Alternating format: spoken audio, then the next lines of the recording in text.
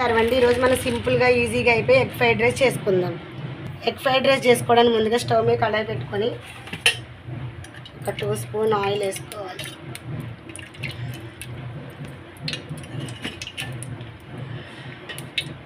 Oil heat ఎక్కిన తర్వాత onions, పచ్చిమిరపకాయలు వేసుకోవాలి.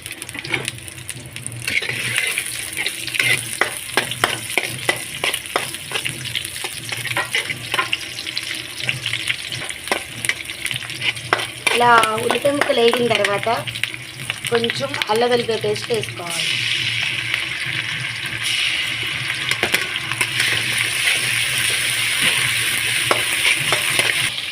అల్లం వెల్లుల్లి పేస్ట్ వేగిన తర్వాత ఎగ్స్ బ్రేక్ చేసుకొని వేసుకోవాలి.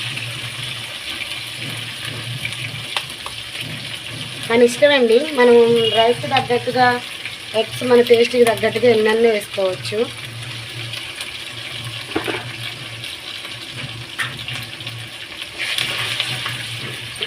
ఇలా కొంచెం పసుపు,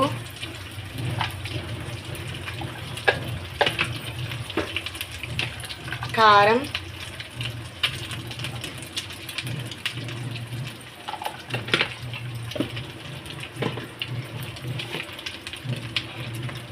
కొద్దిగా ఉప్పు వేసుకొని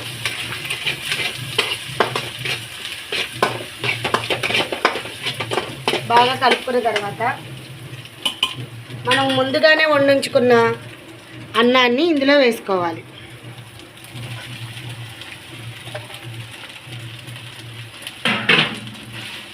అన్నం కూడా వేసుకొని మొత్తం మిక్స్ అయ్యేలా కలుపుకోవాలి.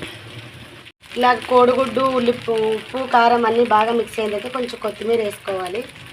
వేసుకొని ఒక 5 నిమిషాలు మూత పెట్టుకోవాలి సిమ్లో పెట్టుకొని.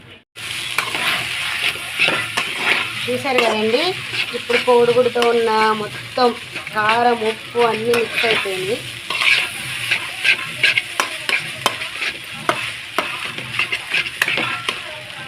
మొత్తము కారం అన్నీ మిక్స్ అయిన తర్వాత కొద్దిగా గరం మసాలా కూడా వేసుకొని